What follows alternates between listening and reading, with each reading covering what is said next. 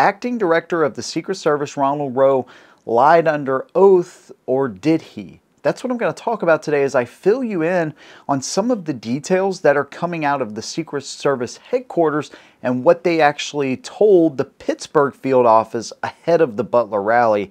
And then we're also going to talk about agents that have been put on administrative leave, one of which I think is pretty interesting.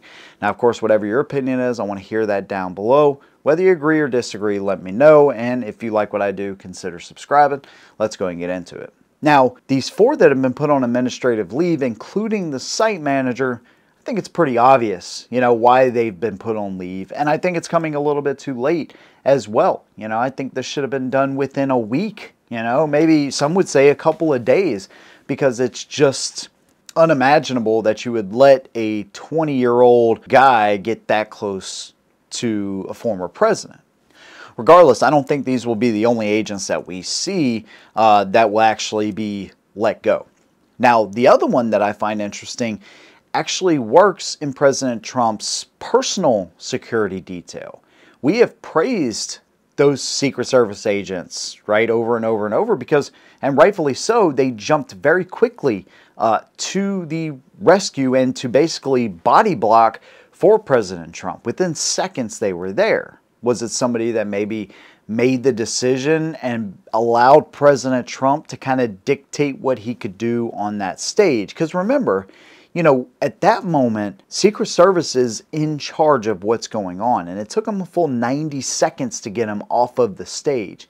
So whether Trump was missing a shoe, part of his ear, any number of things, they got to get him out of that situation. And they just, according to a lot of people, they just didn't act quick enough, especially when you compare that to the last time this happened in '81, where they got Ronald Reagan into that motorcade like super quickly, or into that armored vehicle super quickly. It could be something related to how slowly they actually got him off the stage.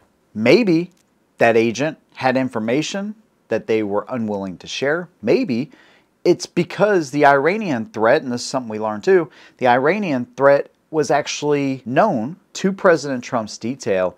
They still let him go out there. They did not pump the brakes when they had a suspicious person. And we're finding out from whistleblowers that additional security assets were denied before those requests were even made. So this whistleblower told Josh Hawley, and by the way, they have intimate details of the rally in Butler, Pennsylvania.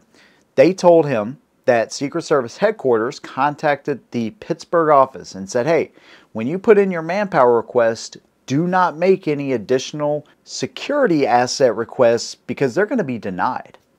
And the reason they said is because President Trump is a former president, not an incumbent and not the VP, even though, like I just said, they knew about the Iranian threat. And they still said those additional requests were denied. Now, one thing we found out is that there was 4 counter sniper teams requested, only 2 of which were actually approved. And this was the first time that counter snipers were approved for President Trump all year long. Imagine if you had 2 additional counter sniper teams. Where would you put them? One of which would probably go on the AGR building, thwarting this entire plan. But that didn't happen. And by the way, the 2 that were approved just the day before the rally. So they never had the time to properly scope this thing out. Maybe that's part of the reason that none of the neighbors were talked to. Maybe that's part of the reason why they leaned so heavily on local law enforcement and made sure that AGR building was outside of the perimeter, because they knew they were going to have to lean on local maybe a little bit more than what they're used to. I know there's a lot of maybes thrown in there, but it is starting to at least come together very slowly, and thankfully to whistleblowers and getting that information. Now, according to the whistleblower, they will put in these manpower requests along with additional security assets, which would be counter snipers and also counter surveillance. Now, according to them, counter surveillance, if they would have seen a guy like Thomas Crooks with a rangefinder, they would have arrested him or detained him immediately and questioned him, and that could have, again, thwarted this entire assassination attempt.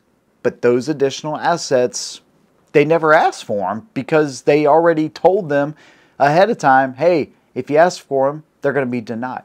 So did Ronald Rowe actually lie under oath? Well, when asked specifically, this is what he had to say. This morning that you were directly involved in denying additional security resources and personnel, including counter snipers, not just to this event, but over the last 2 years, that President Trump's team repeatedly asked for these additional resources, and you personally were involved in denying them. Is that true? Senator, as I stated earlier, that is not true. So you never denied any resources to former President Trump's team? No, not me. No, sir. And you weren't involved in any of that? You were never involved in the decision-making? No, sir, I was not. The Trump team had not asked for additional security and had not been rebuffed. If you're talking about Butler, Pennsylvania, all assets requested were approved. If you're talking about the media reporting of assets requested, there were times when assets were unavailable and not able to be filled, and those gaps were staffed with state and local law enforcement tactical assets. If you're talking about Butler, all assets that were requested were approved. So technically, he didn't lie because he chose his words very, very carefully. They never made the requests because they were told in advance that, hey, they're going to be denied, so don't even do it. That's a really deceptive way to obviously not perjure yourself, but at the same time, very deceptive nonetheless. Now, here's what Josh Hawley sent to Ronald Rowe, not only answers about what kind of assets were requested or denied, but also did Ronald Rowe have information on the headquarters preemptively denying these requests before they were ever made. This guy is seeming more slippery than even what Kim Cheadle was, because she just straight up wouldn't answer questions.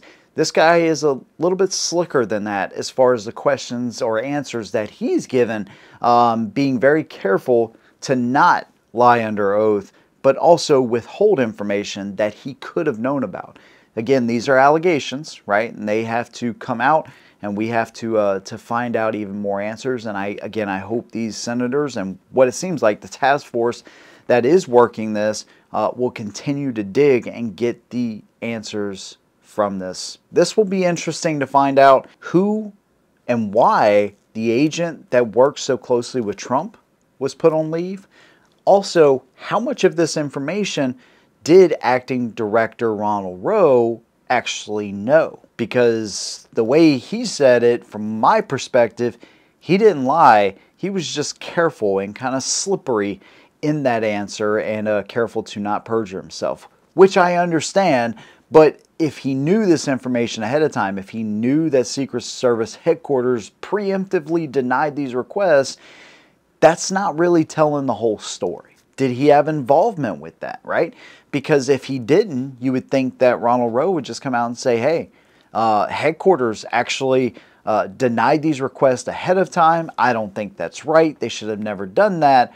If he did know about this, you figured he would come out and say that unless he was a part of that denial.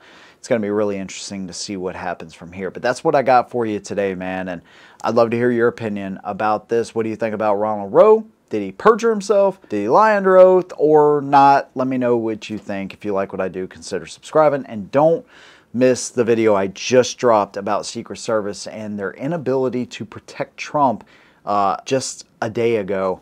Really an odd situation there as well. Let me know what you think, man. Down below, if you like what I do, consider subscribing. See you in the next one. And as always, hold them down.